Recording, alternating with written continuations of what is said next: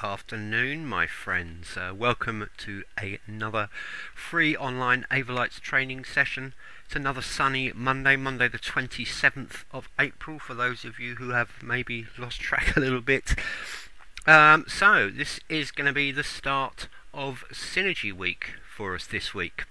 Good afternoon. I apologise if I get this name wrong. Siddiqui and Jerome as well. Good afternoon to both of you in the chat room. So this session is going to be a fairly easy session to get Synergy Week kicking off. I'm going to be talking about the AI side of things today. I'm actually going to look at all things console control. Good afternoon, Marco. Good to have you tuning in from Brazil. So I'm going to start to talk a little bit about Synergy and a few considerations to take into your brain when you're planning your Synergy system. And then I'll actually talk a little bit about more conventional console control, some of the different methods we've got available to us. And then as we go on through the week, both Gordon and Sam from our training team have got a few different sessions lined up, focusing more heavily on Synergy. So they'll be giving you live, full-on demonstrations of how to connect, how they can interact, different ways you can use it, and all that kind of thing. Good afternoon to you too as well, Cade and Sam, who've just popped up as well. So without further ado, let me start on my end of things. So as you can imagine, on the AI end of things, Synergy is pretty easy for us to work with. Oh, they're all crawling out the woodwork now. Good afternoon, Williams and Jason as well. I can see my little chat windows going even further down. There may be even more people. And we've got Sky as well. Sky and Cade. Okay, so preparing AI for Synergy. So one of the great things about Synergy is that it really does take so much of the work out of the process that's traditionally associated with connecting media servers and consoles. There really is very little you have to do on the AI end. In fact, as you'll see as we go down the week, all of the connection setup can be done from the console now. So really, on this end of things, all you've really got to think about is the sort of overheads. So if you're not running lots of NDI feeds, so you're not taking the video directly into the console, then you can pretty much run your media server as you would run the media server if you're just purely controlling the setup using Synergy from the console. You don't really have to make any special considerations in terms of machine performance or machine setup. You don't even have to worry about all the nightmares that we've used to have sort of associated with retaining thumbnails across the consoles. All of this kind of stuff is just going to automatically transfer into your Synergy project as soon as you connect. And in fact, you can even go as far as creating new banks on the server once the Synergy project has been set up. And then Titan will actually update and add these banks and the new thumbnails and any naming associated automatically for you. So it makes it a really, really easy job. Now, if you are also going to be doing things like streaming the AI output directly into the pixel mapper in Titan, or if you want to real-time preview your media clips within the Titan engine, which you can do, You've got the option to look at whole mixes or specific layers, and then you can use those and apply them to things like the pixel map as you require. If you're doing that, you've got to bear in mind that although we're not using display outputs for NDI, every NDI stream will cause a little bit of overhead on the system. So the more layers you have in your project, if you've got all of the NDI previews turned on, and usually you will turn that on from the Titan engine, but you can actually do it in the system settings on AI as well. There's a little toggle up here. The automatic NDI previews can be enabled or disabled. So some people like to work from the console, preview all their media from the console, select it using the NDI previews, but then during the show they like to actually turn those previews off just to reduce the overall bandwidth. We're talking network bandwidth more than anything here. To give you an approximate idea, roughly one HD video roughly will take up 70 megabytes per second on a network. So obviously if you're just running a 100 meg network, you can only stream really reliably sort of one layer at a time. With gigabit networks that becomes much less of a problem. Good afternoon to Ivan and Marcelo, who have joined us as well. Good to have you both with us.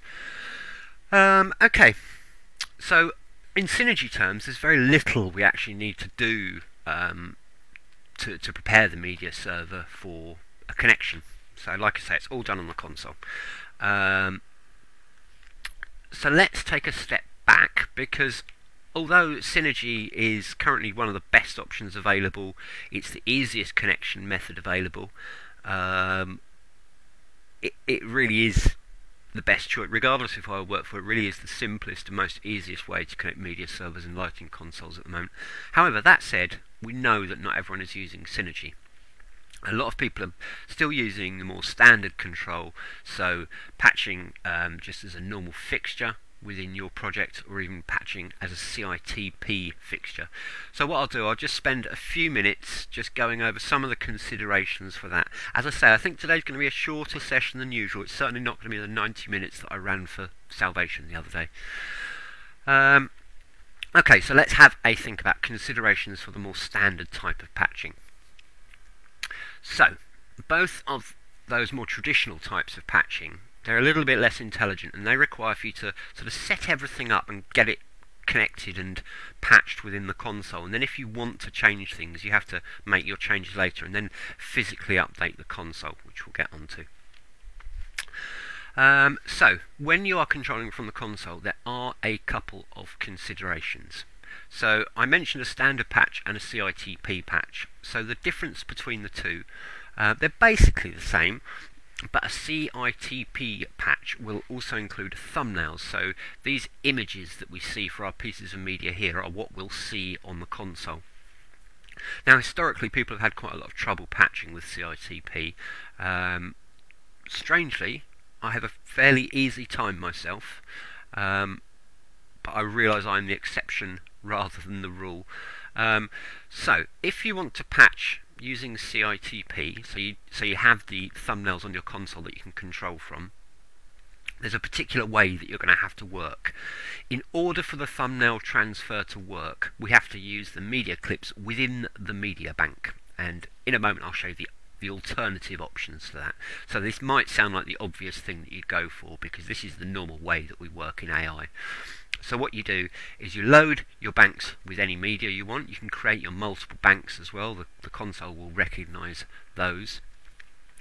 Then when we get to the point of patching, we have to think about addressing of layers. Obviously with Synergy you don't need to do any of this. Synergy doesn't even use ArtNet. We use our own proprietary internal code, so you don't get the limitations that you would normally associate with ArtNet or a standard network connection.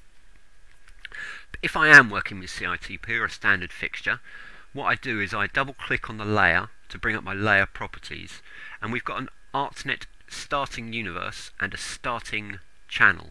So just to confirm what we mean there, I'm going to open this window, but don't be afraid of it. Each layer in AI potentially has up to 100 channels of control, and you can see them grouped as the first 40, the second 40, and the last 20. So that's 40, 80, 100. Now, a lot of people don't use all of these parameters, so when they patch, they do patch as a 40 channel. I tend to still patch as 100 channels. I know it uses more on the console, but it leaves me more options in the long term. So with that bearing in mind, so we can patch in those three modes, I'm going to need to make sure that my channels are offset accordingly. So this is my first layer selected. I can tell it's selected because it's highlighted blue, and it's telling me it's starting at universe 0, starting at channel 1.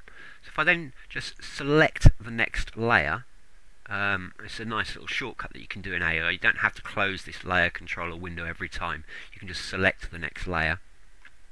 We can see that that one is already on a starting channel of 101. So let's just add another layer, and that will actually be on a 0. There we go, we'll start on a 1 in fact. So that in fact would then want to start on 201, like so. So whether we're using CITP or patching as a standard fixture, we'd still address our layers in this way. So I'd then go through, I can have multiple fixtures in a project that I'm going to patch on the console. I'd go through accordingly. What I'd probably do, I would probably even potentially consider starting at a later universe just to avoid any sort of clashes. That was entirely the wrong button I pressed there. Just to avoid any clashes with what I'm going to do, I'm just going to jump out the software there because I pressed entirely the wrong button. To avoid any clashes with sort of standard fixture assignment, I would probably push the media server to a range which is quite out of the way, so I'd start on like maybe universe 20 or something like that. The reason behind that thinking is that it's going to be much easier to move the assignment of the media server around rather than large groups of renumbering large groups of fixtures at a time. There we go, let's go into there. Okay, cool. Fortunately, I had just saved my project before I started the program, so I didn't have to go on a laborious way to get around that. For those of you who did notice what I did there, I accidentally deleted this piece of layer adjustment, and that is something that happened. Quickest way, as you can see there, to get around it is just leave the program without saving. If you save it, it will save like that. Anyway, that's something for another day. So once I have set my starting universes and starting channels for all of my layers, what I need to do is I need to go into my system settings. Now the top left module in the system settings has a few useful connections for us here. So we need to choose an ArtNet adapter. So that's a network adapter on the system. It does need to be connected to the system before you run the software. It doesn't need a hardware reboot, but you will need to make sure that AI has been freshly started so that it acknowledges that that adapter is connected and running. If we are doing a CITP connection, we will choose our CITP adapter as well. This is conventionally going to be the same IP as the ArtNet adapter. Then we can choose our personality, our channel mode, whether we're working in 40 channels, 80 channels, or 100 channels. It's a bit fiddly reassigning channel modes once the project is set up. So that, for me, that's another good reason for just going for 100 all the time, because I've always got them there. Whichever one you go for, though, you'd press your channel personality type. And if we're using a normal fixture, we could just start patching on the console now. And if we're using a CITP connection, we would have to enable the CITP connection. Now what you would see, if there was a CITP connection on the end, like a console, you'd probably see your media banks flick through very briefly whilst the system scans it. Okay, so aside from that, there are just a couple more things to think about here in terms of console control. So I mentioned that when we're using Synergy, that we draw our media directly from the media banks that we've created here, from within the interface itself. So you have to actually drag your media in, or you can transfer it in using the transfer and transcode tools built into the Synergy system. But either way, your media has to exist within a bank. Now when we're working on a CITP or standard ArtNet fixture control system, we do have a couple more options available to us. So back in this network module up here, we can see triggering method. So we've got three options here. So roller queue, that is the version we are in at the moment. And actually, maybe we should update that name, roller queue. The name roller queue is actually a hark back to the good old Perl consoles. So a few years ago, we thought it would be really nice if we had a hark back to the Perl consoles in AI. And for a while, we had our media was mounted on a 3D rolling media bank, a bit like one of the old Perls or one of the old Tigers. But actually, it wasn't that practical, and we removed it. But the name has carried on. It's carried on as roller queue. So maybe we should change that to media tile. If you see that change to media tile in the future, don't be confused. It's going to mean the same thing. The other two methods we have are numeric file and folder and alphanumeric file and folder. Now the benefit of both numeric file and folder and alphanumeric file and folder is that it allows us to draw the clips directly from our hard drive without having to pre-build a media bank. So this is quite useful if maybe you're transferring your shows a lot, you don't want to have to rebuild everything, you just want to transfer your media library, or maybe you've got media that's coming in very last minute and you don't really have time to build an associated bank. Ziggy, the roller queue, was loved by many. It was one of those great analog solutions to something that we easily lap up now in the digital age. Good afternoon to Ahmed as well. Good to have you with us. Okay, so file folder.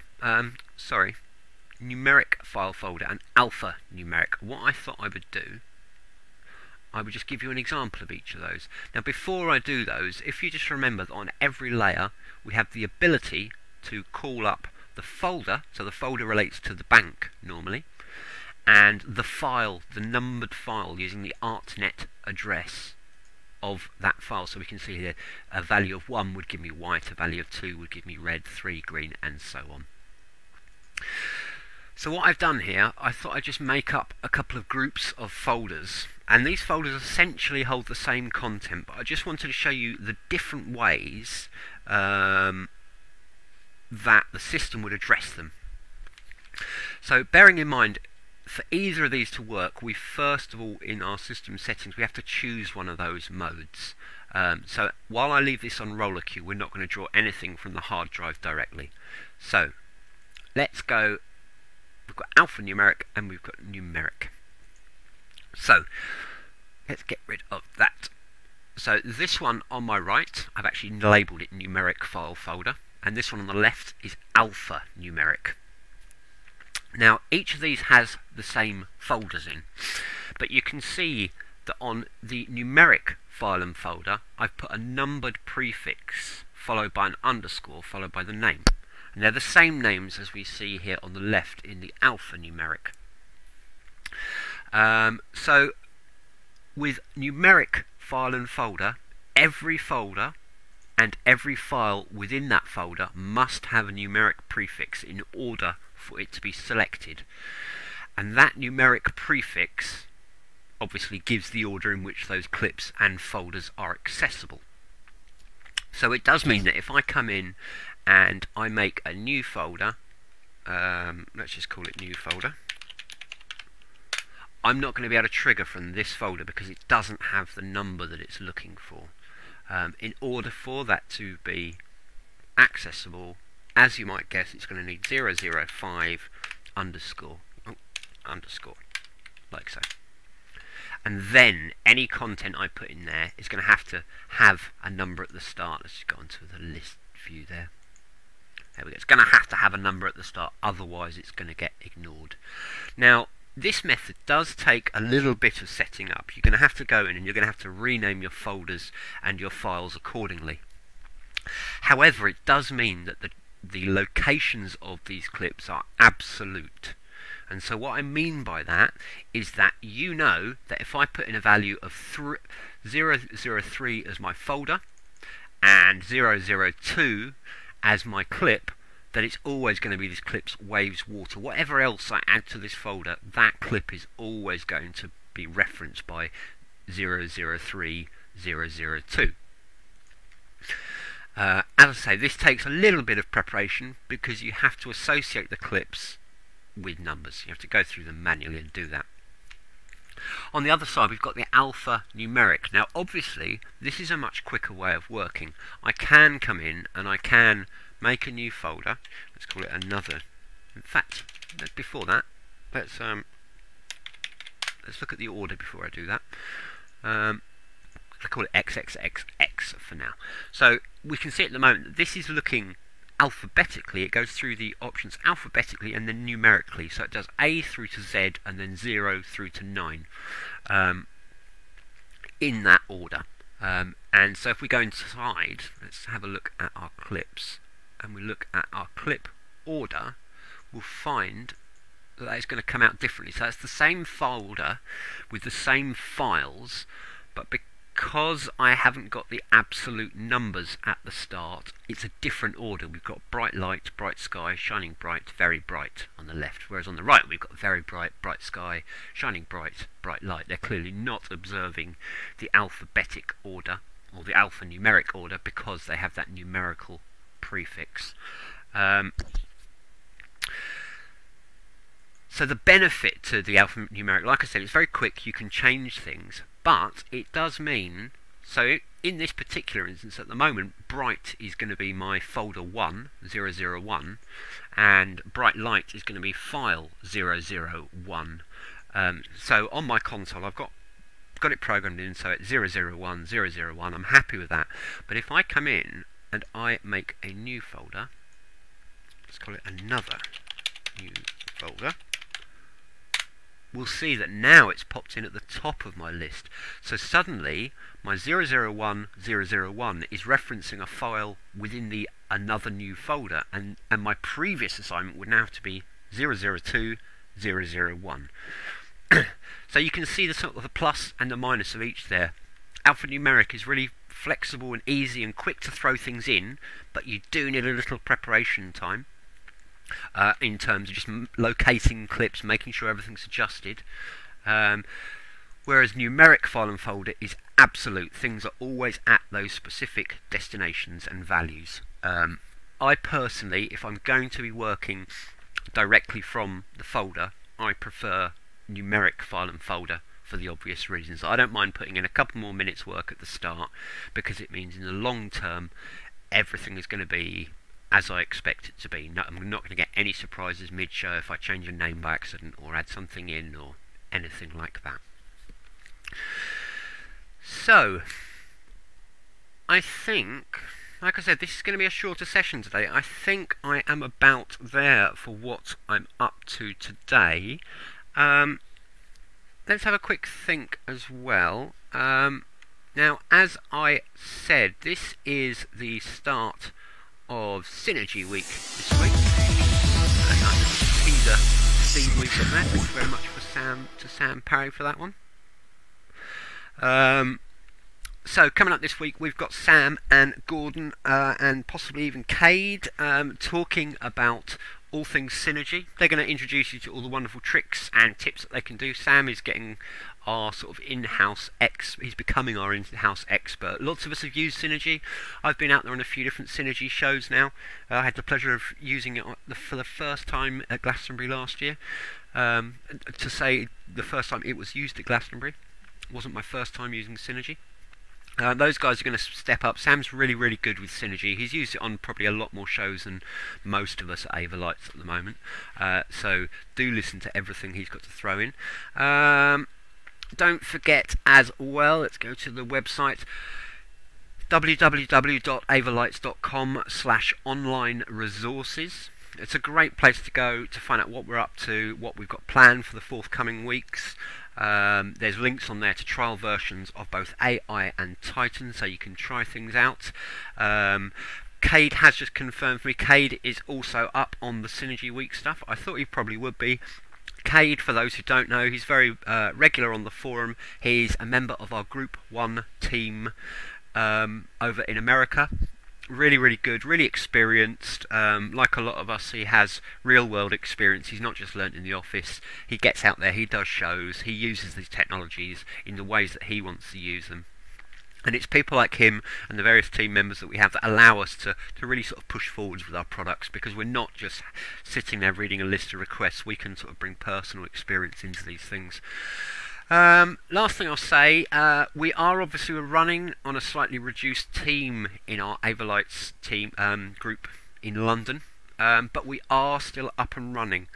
For this reason, if you do want to get in contact with us at Avolites, obviously send emails to whoever you want, but it's worth thinking at the moment that it's always worth involving a general overall email, just in case the person that you're emailing is not in the office this week, because we've got a few people who we're letting have a little bit of time off, and we're going to probably circulate that a bit just to make it a little bit more financially viable. So if you do have a Titan question, don't forget to copy in support@avolites.com.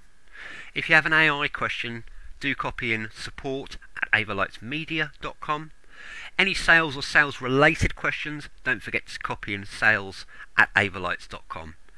By all means, copy in specific people, but just doing one of those emails as well will just ensure that we can get back to you in as quick a timely method as possible.